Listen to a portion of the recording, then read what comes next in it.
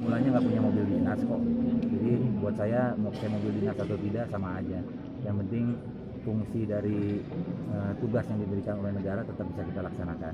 Itu dua mobil dinas di Bali itu kenapa? Ya karena mungkin saya melihatnya situasi saat ini gitu ya, situasi saat ini yang paling penting yang saya lakukan itu bukan untuk pencitraan, apalagi juga untuk bisa dikasihani oleh masyarakat ataupun juga siapapun juga. Ini bukan langkah pemberitaan untuk dilihat terzolimi atau bukan, tapi ini merupakan sebuah langkah untuk bisa memberikan ya maksud ya kita sampai saat ini masyarakat membutuhkan adanya sama-sama saling merasakan. Jadi itu fasilitas sudah diserahkan semua. Nah, sekarang kita fasilitas sudah diserahkan semua, tapi rumah dinas kami butuh waktu untuk beberes dulu karena kita kan di sana sebuah keluarga. Kalau saya bidangan sih pasti mungkin bisa langsung pindah saja gitu kan. Untuk sekarang ini kita lagi siap-siap dulu sampai ya nanti kita siap, nanti kita pasti akan mudah-mudahan kita bisa keluar dari sana. Tapi itu kan hak bupati. Ya memang Untuk itu merupakan menunjang pekerjaan. ya memang namanya kendaraan dinas, rumah dinas itu merupakan sebuah alat penunjang untuk meningkatkan hasil kinerja dari wakil bupati. Ya itu juga kalau diperlukan kan itu ya. Ada bahasanya kalau diperlukan ya, kalau misalkan sekarang kita merasa tidak diperlukan dan juga tidak begitu penting untuk bisa menggunakan fasilitas negara ya saya buat balikin aja lah gitu. Alasan dikembalikannya Nggak tidak merubah apapun juga. alasan dikembalikan Ya alasannya itu ya saya ingin apa ya? Ya ingin mengurangi beban lah, mengurangi beban pemerintah. Kalau saya pakai mobil dinas segala macam itu kan harus bensinin, harus kasih rumah dinas itu harus dibayar listriknya segala macam gitu kan. Nah saya nggak mau juga menjadikan beban gitu, karena kasihan lah Pak Bupatinya sudah banyak beban. Kalau saya tambahin bebannya pakai yang gitu-gitu juga kan, mudah-mudahan bisa mengurangi beban lah dalam jangka 1 tahun. bukan karena isinya retak ya Pak Bupati.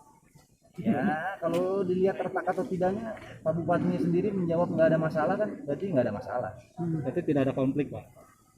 Nggak ada sih, kalau dari saya sih nggak ada ya. Kalau misalkan dari saya sih konflik nggak ada, tapi nggak tahu kalau dari yang lain seperti apa itu. Pak, hasil pertemuan dengan DPD gimana Pak? Ketua DPD? Pertemuan di DPD ya bagus ya, Pak Ketua DPD menyarankan atau juga memberikan masukan dan lain sebagainya. Yang penting hasil dari pertemuan saya dengan Ketua DPD itu mempunyai sebuah arti bahwa ya kita harus sama-sama bisa menjalankan tugas sesuai dengan aturan atau tupoksi yang ada tanpa menjatuhkan salah satu pihak. Jadi kita bergerak tanpa ada saling ancam, tidak boleh ada saling ini dan lain sebagainya. Nah, itu juga merupakan sebuah saran yang sangat bijak dan cukup luar biasa buat saya dan juga kader-kader yang lainnya, sehingga kita di daerah itu mempunyai sebuah pola atau juga pattern langkah yang harus dilakukan sesuai dengan amanat partai. Bukan berarti karena kita sudah retak akhirnya dikasih saran begitu, bukan. Tapi ini sebelum retak dikasih saran, harusnya ngelakuinnya caranya seperti itu.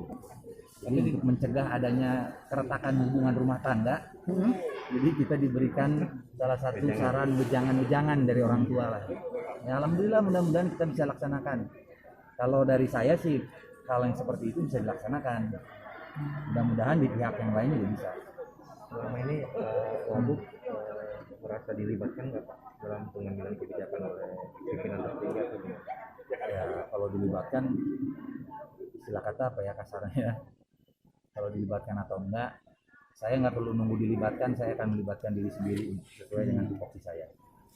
Jika mobilnya dikembalikan dari Pemda sendiri, menerima kembali Gimana? jika mobil fasilitas dari Pemda sendiri akan dikembalikan. Ya nanti aja kalau saya lagi butuh, misalkan saya mau kemana, butuh mobil yang agak sedikit besar, ya nanti saya pinjam gitu aja.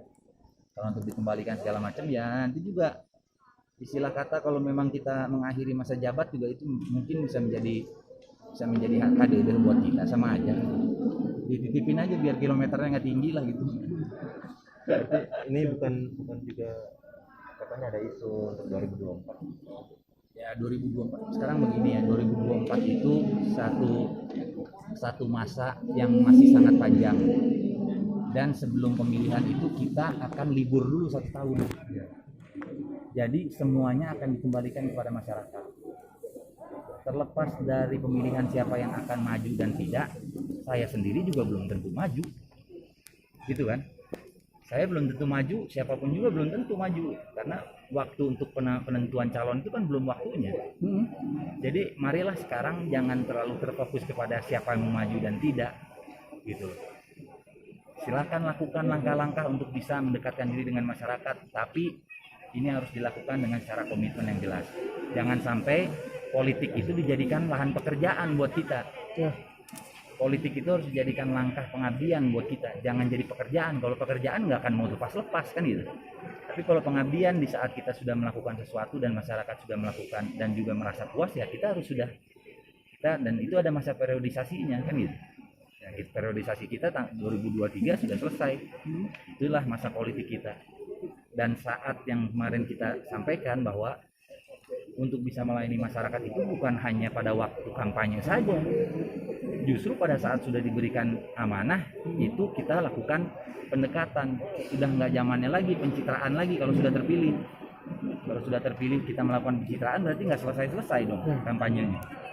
Kan gitu. Nah sekarang sudah waktunya kita berbuat dan juga komitmen kita pada saat waktu kita kampanye ya kita harus lakukan tanpa adanya saling menghujat dan lain sebagainya. Gitu. Pak, hubungan sampai saat ini dengan Pak Bupati bagaimana Pak? Ya, seperti tadi saya sampaikan, ya Pak Bupati sudah menjawab seperti itu kan sudah tidak ada masalah seperti itu sebelumnya kan. Ya sudah kita anggap saja tidak ada masalah dan tidak ada konflik gitu aja. Terakhir kontak saking nggak pernah ngontaknya jadi lupa saya kapan. Pak, kan satu lagi Pak, di luaran kan banyak yang ingin memediasi Bapak dengan Pak Bupati, itu bagaimana Pak? Nah itu juga satu langkah yang paling lucu itu ya. Ya. Ada partai lain mau memediasi antara saya dengan Pak Bupati. Saya ketemu PKB dan Gerindra aja di sidang. Kenapa harus orang lain yang memediasi masalah begini? Partai sendiri aja mediasi.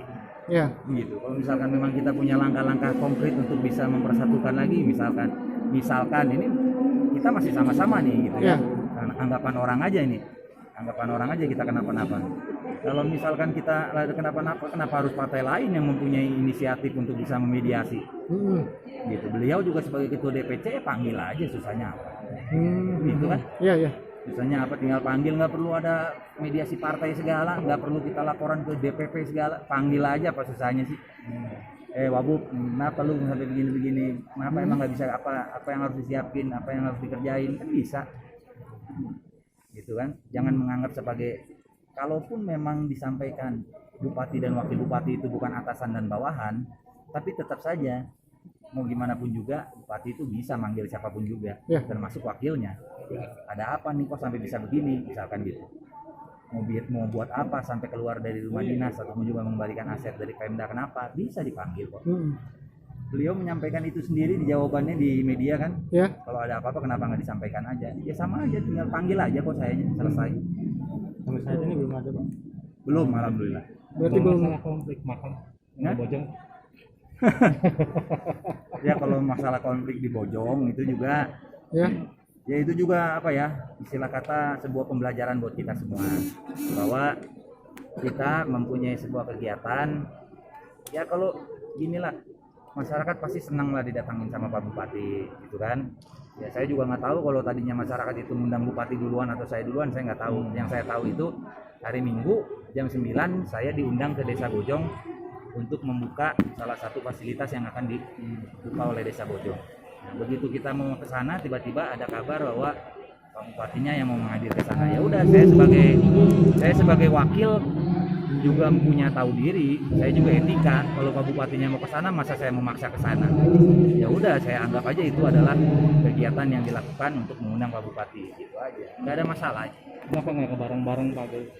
Ya karena undangannya juga sendiri-sendiri gitu. Kalau undangannya ke Bupati ada, ke saya ada, juga mungkin kita akan datang berdua gitu. Seperti halnya yang biasa kita lakukan. Tapi biasanya kalau ada satu acara Pak Bupati sudah diundang, saya tidak mungkin diundang. Kalau acaranya sudah mengundang saya, Pak Bupati nggak akan diundang. Biasanya begitu. Tapi ya sekarang kita melihat ya ke depannya ini juga menjadi pembelajaran bahwa ya kita harus sama-sama harus bisa menjaga agar masyarakat ini tidak kebingungan, masyarakat ini di tengah-tengah kesulitan jangan juga disuguhkan oleh drama. Kalau kata komentar-komentar di medsos itu drakor dan lain sebagainya, janganlah. Niatan saya bukan mau bikin sandiwara, niatan saya bukan untuk bikin drakor, niatan saya ini untuk bisa meringankan beban dari Pemda lagi. Daripada ngebiayain hidup saya berat, mendingan kembalikan aja sama saya fasilitas. Kemarin bisa bareng-bareng ya Pak ya? Satu lagi kemarin untuk pembelian RSCI sendiri sama mutasi jabatan itu nggak tahu. menandatangani Pak. Itu Nggak betul tahu Pak. kalau itu. Cuma saya cuma jelas, secara jelas saya jawab, cuma nggak tahu. Nggak tahu ya Pak ya. Kalau yang mobil, Suratnya kayak gimana aja nggak tahu saya. mobil dua yang Fortuner sama itu ya Pak? Ya, sama Strada Strada ya. double cabin. Saya baru pertama kali ya.